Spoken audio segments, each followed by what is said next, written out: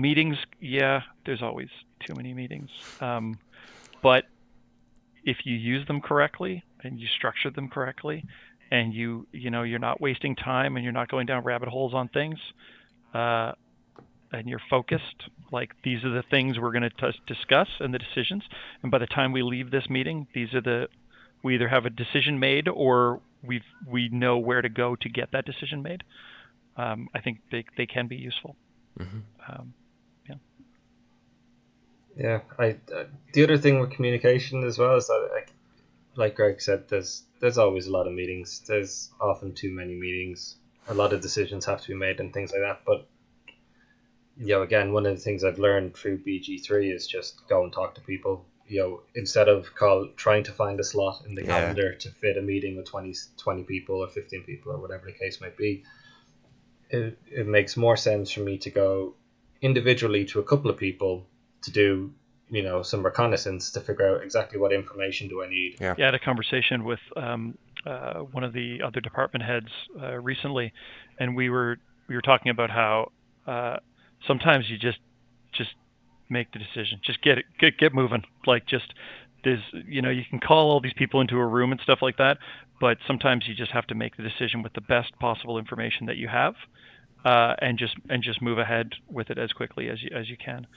And it's just sort of this idea of like just get it done, like just go, like because otherwise there's going to be so much kind of back and forth that sometimes it's better to just ask for that forgiveness afterwards of like, well, I made the decision, I moved ahead, like that was based on the best piece of information that I had at the time, and 90%, 85%, maybe it works out for you.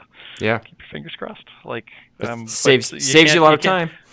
Well, but you can't constantly hem and haw, and like you gather as much information as you can. I totally agree with just going and talking to people as quickly and just going straight to the source of information if you can, and then just make the call and move on. I wanted to ask you stuff about the game itself.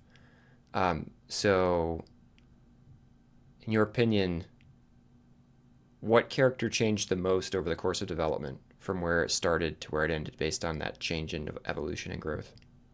I do know that like Karlach was kind of a minor character to begin with, but everybody loved the character so much that she grew and evolved into a much more interesting character with a much more really fleshed out background that we all just sort of fell in love with. How much did early access change how you approached what you were doing?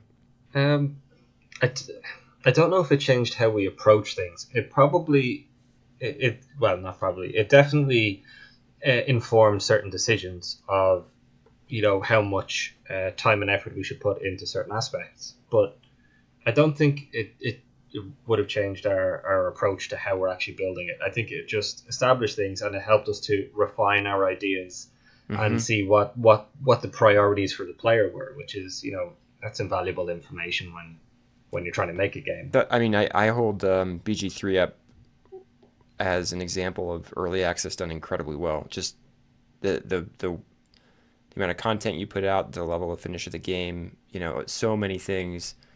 I'm not saying everybody can copy that because everybody's got a different genre, a different game that they're building, but I thought it was brilliant. Like from the outside, again, just another game developer out there, I was like, this was really sharp, and I think to your point, it stoked a fire for like, I want Act 2, I want Act 3. I'm looking forward to when this comes out. Did you enjoy this episode? If you did and are looking for more conversations like this one, join the Building Better Games Discord community. It's for leaders and producers in game dev who are frustrated with solving the wrong problems and who want to share experiences and learn how to lead and build better games. Check out the show notes to join. I'll see you there.